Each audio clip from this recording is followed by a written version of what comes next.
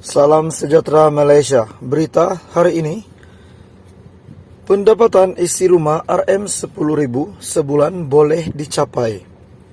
Kerajaan yakin sasaran pendapatan isi rumah sebanyak RM10K sebulan menjelang 2025 mampu dicapai berikutan pelbagai strategi yang diperkenalkan untuk memulih dan memperkukuh asas ekonomi, terutamanya melalui pelaksanaan amalan alam sekitar, sosial dan tadbir urus.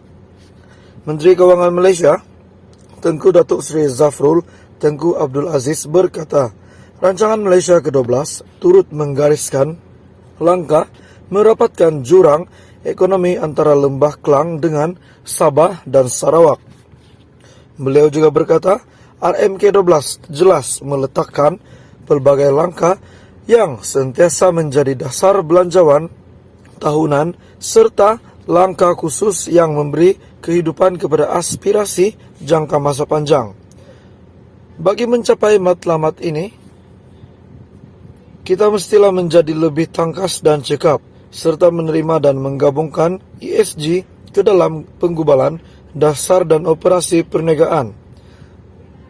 Tengku Zafrul berkata, MF juga telah mengutamakan beberapa strategi bagi memacu pembinaan negara yang mampan seperti memperkukuh pembiayaan berkaitan kemampanan dengan menyelaraskan inisiatif dan memperkasakan program berkaitan ESG.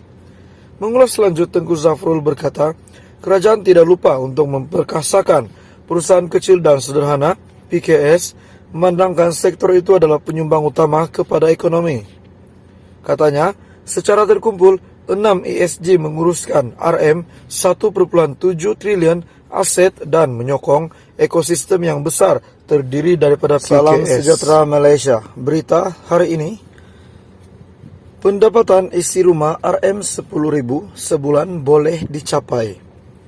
Kerajaan yakin sasaran pendapatan isi rumah sebanyak RM10K sebulan menjelang 2025 mampu dicapai berikutan pelbagai strategi yang diperkenalkan untuk memulih dan memperkukuh asas ekonomi, terutamanya melalui pelaksanaan amalan alam sekitar, sosial dan tadbir urus.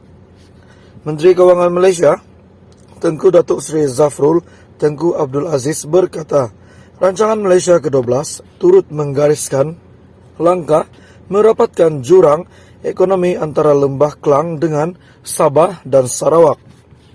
Beliau juga berkata, RMK12 jelas meletakkan pelbagai langkah yang sentiasa menjadi dasar belanjawan tahunan serta langkah khusus yang memberi kehidupan kepada aspirasi jangka masa panjang.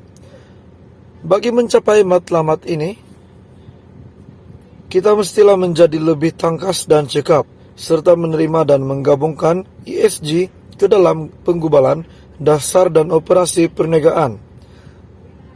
Tengku Zafrul berkata, MF juga telah mengutamakan beberapa strategi bagi memacu pembinaan negara yang mampan seperti memperkukuh pembiayaan berkaitan kemampanan dengan menyelaraskan inisiatif dan memperkasakan program berkaitan ESG.